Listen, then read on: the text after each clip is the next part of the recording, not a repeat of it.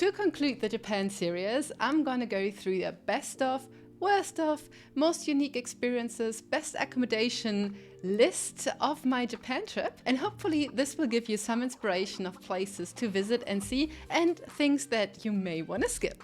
Let's start with my favorite activity, and this was really difficult because we actually did quite a few really cool things. One of them was, for example, the Hakone gondola, where we went over the volcano during sunset. It was like such a magical experience, but in the end I gave the first prize to hiking the Yogasaki coast. It was an amazing 3-hour hike.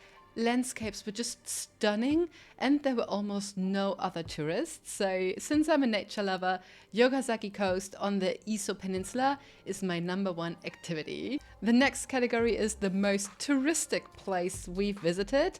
Doesn't mean that they're not beautiful, but it was like very, very crowded, which made it a bit more difficult to enjoy the experience. I would also rate the Hakone area as one of the most touristic places I've seen. However, the #1 spot was very easily identifiable, and that was Kyoto Kiyomizu-dera Temple. It was absolutely stunning, but it was really, really, really crowded. Next up is the biggest surprise, like a place I visited where I didn't expect too much, but I was blown away in the end. The prize goes to Nara.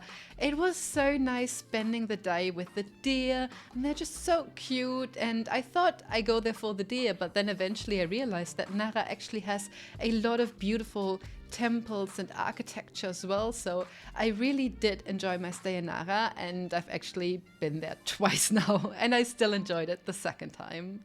Next up is best food, and this was incredibly easy because hands down Osaka wins the food category. I've had some of the most amazing meals in Osaka, and I didn't even go to like many fancy or famous places, like just some random ramen shop that we visited turned out to be the best ramen I've had during my entire stay. If I had to name a second place, it would probably be Kobe for the Kobe beef ramen we've had, but it was like one dish. Osaka just had so many different types of food, which they were all great, so definitely Osaka wins. Best accommodation of my trip, and actually one of the best places I have ever stayed, Tai House Onsen Ito. It's an amazing traditional bathhouse which was turned into a hostel.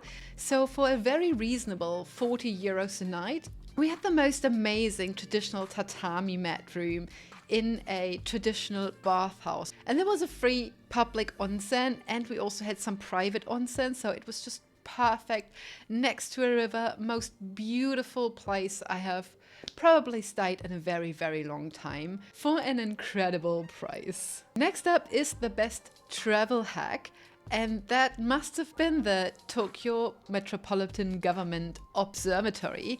When you go to Tokyo, there are like several places where you can have amazing views of the city, like the Tokyo Skytree, but the Metropolitan Government Observatory is actually for free. And what's even better is the canteen. The food at the canteen is so reasonably priced. For 500 to 600 yen, you get a full set meal, and you can just enjoy it with a lot of local Japanese office workers. So that was the biggest hack and surprise of our trip. Now the not worth it for me, and this may be a bit controversial because I think a lot of people would disagree, but for me the Japan Rail Pass was just not worth it. It would have been nice, to be honest, to take the Shinkansen, but they are very expensive and you really have to make use of it almost every day to get your money's worth. If you only have maybe 1 week or 10 days to explore all of Japan, maybe get the Japan Rail Pass, but if you're more of a slow traveler like me and prefer to stay in one location for a longer time, I would not get the Japan Rail Pass. Instead, I would take local buses. They are fairly affordable. I paid about 30 to 40 euros to get from Tokyo to the Kyoto area, and then I took the local trains to explore the surrounding cities. What I do think was very good value for money, even though you didn't really get any discounts, was the Suica card or the Ioka Card, which I got in Osaka. This is the most convenient card you can probably get in Japan because you can pay for your bus rides, your train rides with the Suica or Ioka Card, and it is much easier, much faster, and will save you a lot of trouble. The next category is must-see place, and this was really difficult because there's so many beautiful places in Japan. But if I had to pick one, it would be Fushimi Inari. Hiking up the mountain inside of all these torii gates, just a magical experience. And I would highly recommend that you do not take your pictures at the beginning because it's very crowded. But once you get to the top of the hill, there are far less tourists and you have all the torii gates for yourself to take beautiful pictures and to just enjoy the landscape. Next up is the best off the beaten path adventure, and it was close between the Izu Peninsula and the Rasukai Bamboo Forest in Kyoto. And I think I give it to the bamboo forest because I was literally there all by myself. I took the most amazing pictures, and Kyoto in itself is probably one of the most visited cities in Japan, and finding a serene green space like this, which I had all for myself, was such a treat that this wins. And it also ties in nicely to the next category, which is most overrated. And this one must go to Arashiyama Bamboo Forest. I really do like the Arashiyama area. However, most tourists go there for the bamboo grove, and it's just not worth it. It is a small bamboo forest full of people, and you see all these amazing Instagram pictures, but when you're there yourself, it's just too many people. Next up is Best Temple, and this may come as a surprise because I've lived in Kyoto for a month and it's full of amazing and beautiful temples, but my favorite one is actually not in Kyoto. My favorite temple is Hasedera Temple in Kamakura because it is so diverse. It's like one temple that has a bit of everything.